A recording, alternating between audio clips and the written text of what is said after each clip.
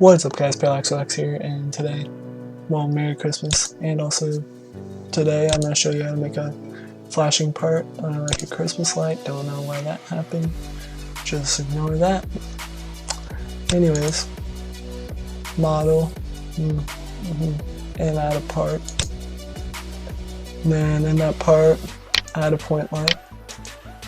Once I can do that, that would be nice. Insert object, and then point light. Then you can change it to whatever. I'm just going to change it to green because it's Christmas. In that part, insert a script, and then get rid of the print hello world and make a variable for the part. Local part equals script dot parent,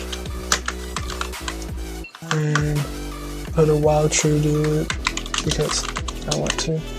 Okay, and then part dot point light dot brightness equals 5, and then wait a second, and then do not want to do that. Backspace that. Come on. Go back up the line. Go back up the line. There. No, I do not want to have that mode on. And okay, and then part dot point light equals 2.5. And then if you put a wait at the end, like I didn't do for a couple videos, and then if you run this, anyways, oh, whoops, that's why. I don't want to have this mode on. Okay, I have to rewrite everything because apparently it just gets me into a negate mode.